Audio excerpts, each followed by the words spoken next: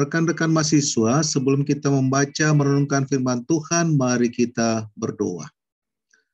Bapa di dalam kasih Tuhan kami Yesus Kristus, kami hendak merenungkan firman Tuhan, dan biarlah kuasa Roh Kudus Kau nyatakan, sehingga kami dapat memahami akan firman-Mu seturut dengan kehendak Tuhan. Di dalam nama Yesus yang bangkit kami berdoa. Amin. Pembacaan firman Tuhan didasarkan pada surat Rasul Paulus kepada jemaat di Korintus, 1 Korintus pasal yang ke-12, pada ayat yang pertama hingga yang ketiga, yang berbunyi demikian. Sekarang tentang karunia-karunia roh, aku mau saudara-saudara supaya kamu mengetahui kebenarannya. Kamu tahu bahwa pada waktu kamu masih belum mengenal Allah, kamu tanpa berpikir ditarik kepada berhala-berhala yang bisu. Karena itu aku mau meyakinkan kamu bahwa tidak ada seorang pun yang berkata-kata oleh Roh Allah dapat berkata, terkutuklah Yesus. Dan tidak ada seorang pun yang dapat mengaku Yesus adalah Tuhan selain oleh Roh Kudus. Rekan-rekan mahasiswa, selamat hari Minggu, selamat Paskah. Di sebuah hutan hidup berbagai hewan. Mereka tinggal sebagaimana layaknya siklus kehidupan. Ada yang saling menolong, ada yang saling memangsa.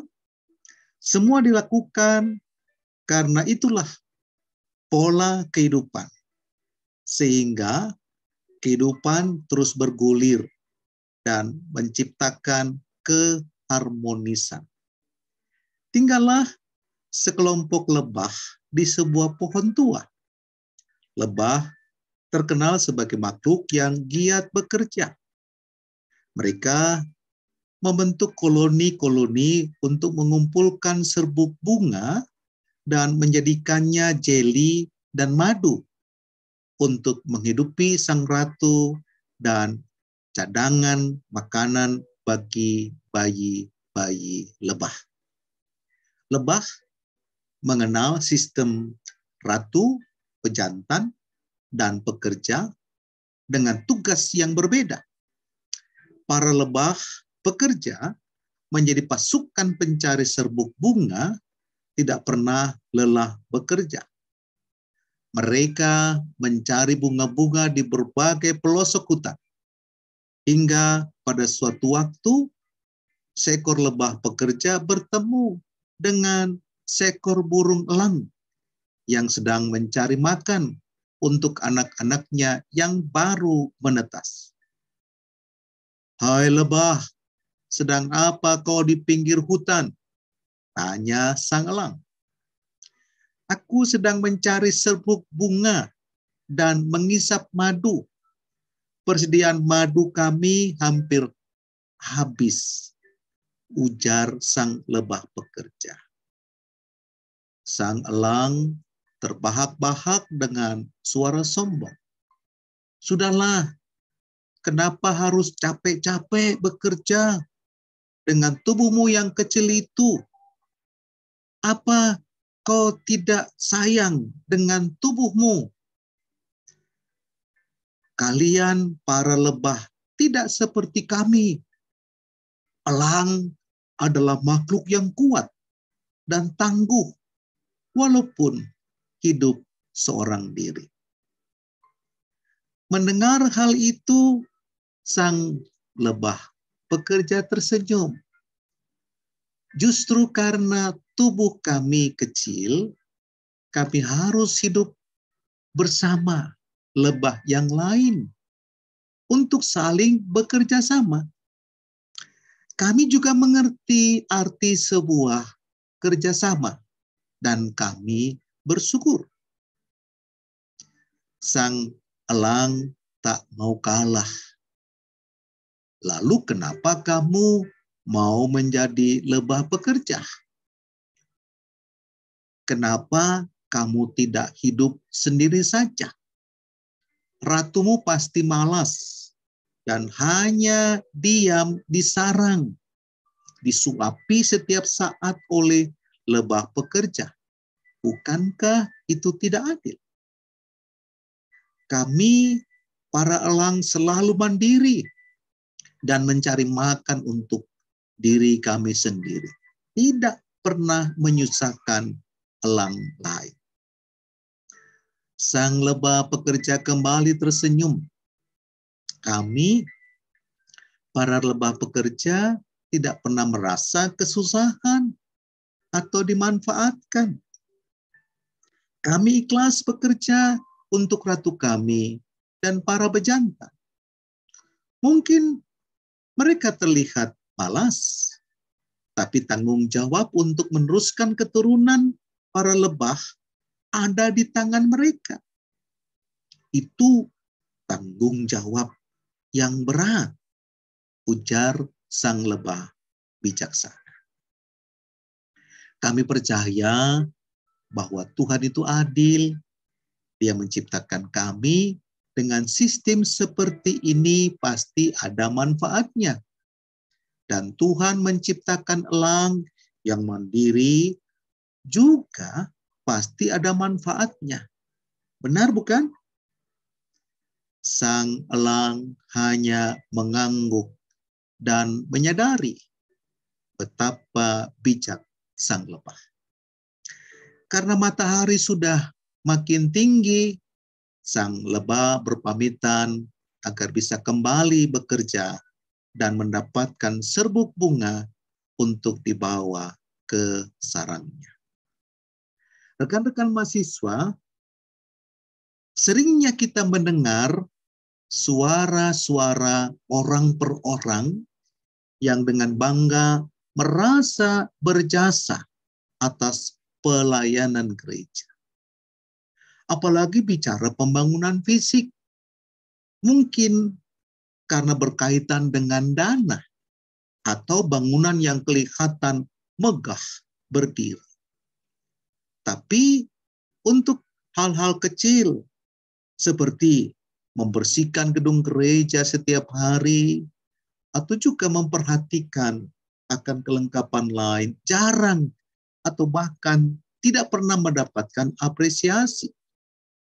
Ya, demikian pun jika seorang pendeta berkhotbah berapi-api atau humoris, ya kita kenal dengan stand up komedi, mendapatkan pujian tak henti. Tetapi kelompok penyanyi gereja yang memuji Tuhan dengan sungguh-sungguh sepertinya hal yang biasa-biasa saja.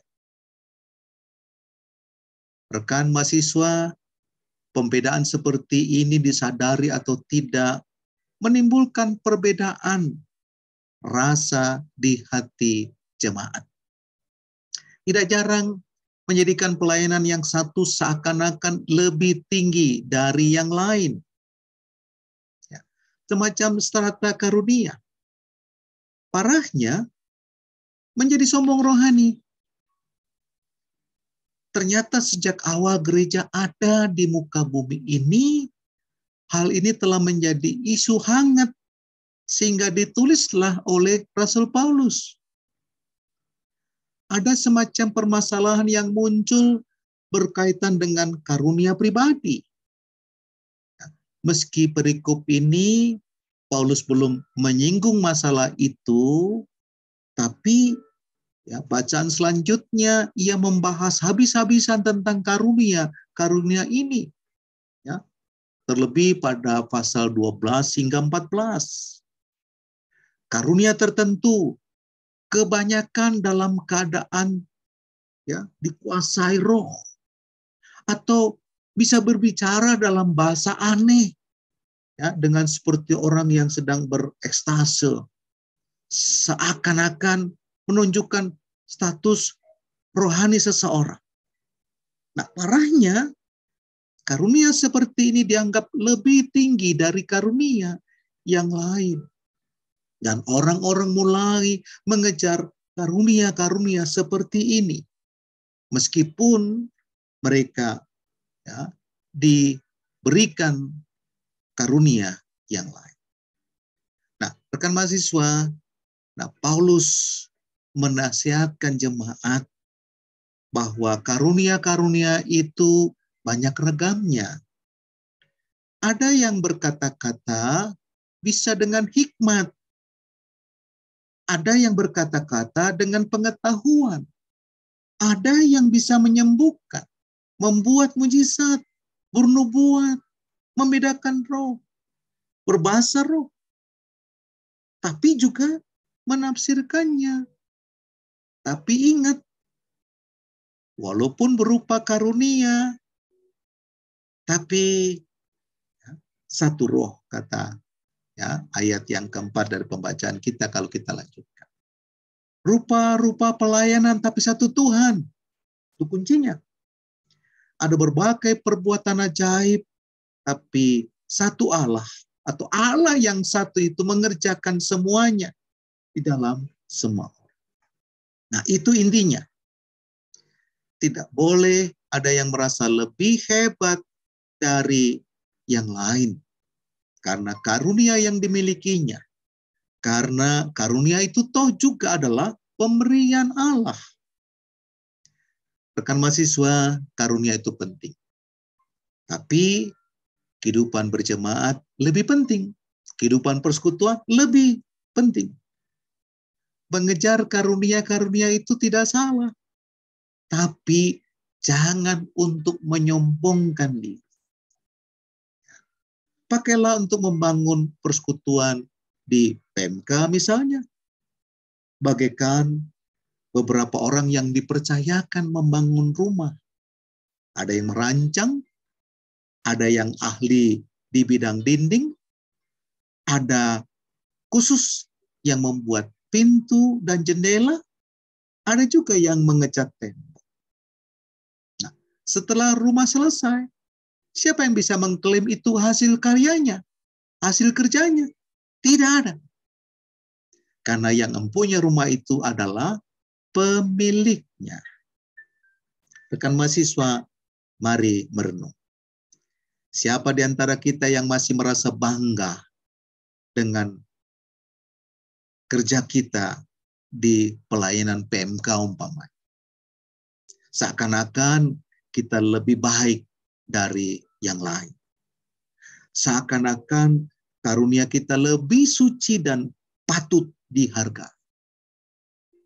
Nah, surat Rasul Paulus ini menegur perilaku demikian.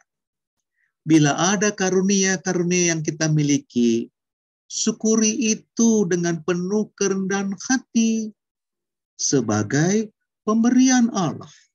Namanya juga pemberian. Ya, berarti kita terpilih memilikinya karena pemberinya memilih kita.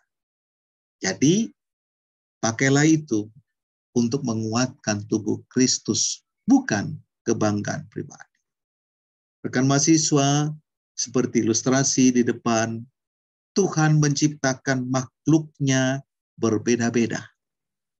Semua dengan tugas, kelebihan, dan kekurangan yang berbeda. Karena itu, jangan membuat sebuah perbedaan sebagai faktor untuk menyombongkan diri atau tidak mau menerima makhluk yang lain. Jadilah makhluk yang berguna untuk diri sendiri dan orang lain. Nah, rekan mahasiswa, temukanlah karunia saudara. Aktifkan karunia itu dengan memberi diri saudara untuk melayani Tuhan dan menjadi berkat bagi mereka yang membutuhkan. Gunakan itu untuk membangun tubuh Kristus dalam kesatuan hati dan iman. Dan permuliakanlah nama Tuhan. Amin. Mari kita berdoa. Bapa di surga, Bapa yang menyatukan kami di dalam karya-Mu, di dalam kasih Tuhan Yesus. Kami mengucap syukur karena Engkau menolong kami, bahkan menyemangati kami untuk kami melakukan apa yang Tuhan kehendaki.